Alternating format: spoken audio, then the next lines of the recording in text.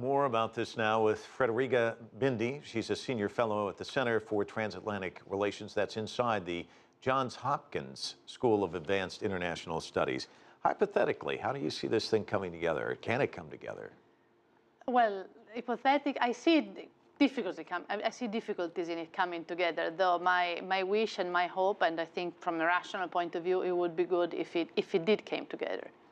Now, looking at NATO and some of these alliances, you mentioned the word difficulties. It seems like we do see a lot of that. What about the integrations? Do these things work? They work. They change their nature. I mean, NATO was clearly a defensive alliance which was created to contain Russia and defend Western Europe. Then there was a period when the Cold War ended and the alliance in Eastern Europe got dissolved, that people even thought that there was no place for NATO anymore, maybe we should dismantle. Then it was decided not to dismantle, but it was decided to open it. So this is how Partnership for Peace came. And then things changed again with 9/11 and with recent events. And now NATO is trying to find a new role, I would say. Let me ask you about an EU army. One of the things that comes to mind when I look at this is just the EU in general and the euro and the battles that we've seen in Greece and austerity and people saying, let's bring back the drachma. And then you start talking about a force. And then, you have the bigger countries who may have to perhaps spend more money and other countries that may not. I mean, it just seems like there's a lot of complications there. Am I reading too much into this, or is that what you see as well? To be rational, that would be exactly the reason why we need the EU army. Because there is the Americans are clearly unhappy with the defense spending in Europe. But the Europeans will never allow more spending in defense. So only by pulling together, rationalizing, we could be more effective than we are today, and at the same time, spend less.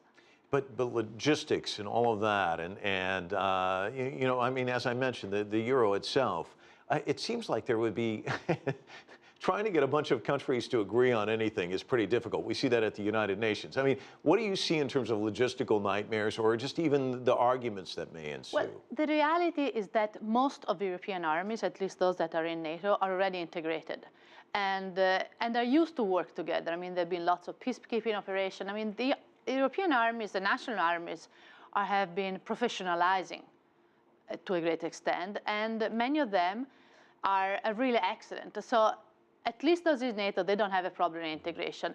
The problem is really more of a psychological nature, because you have to give up what is considered as the most national sovereignty issue. But if you think about it, the currency also is that, or used to be that, and we have a euro currency. Yeah, we have had crises, but in reality, think if those crises would have come without the euro. It would have been disaster. It would have been exchanged like they did in Argentina for a certain time. How would it change Europe then?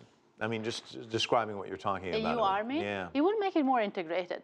That is the role that it played in different countries, like Italy, for instance. It was a very different country, and the fact that there was an army and you had military service, it really helped unify the country. So you could, Europe so far has been unified thank you to the single market, thank you to the Erasmus program, I would say, thank you to cheap flying. I mean, the EU army would be the ultimate melting pot, if you want, of European culture. Would there be a need for NATO?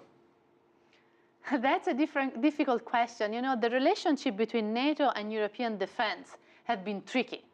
And I would say between the American administration and European defense had been tricky. I mean, until the end of the Cold War, the Americans always supported European integration.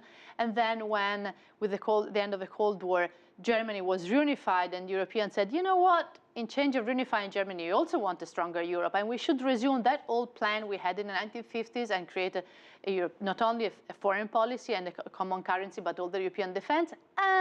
That in Washington was not so well received, and casually we had the first Gulf War, which stressed the differences between Europeans, and destroyed that plan.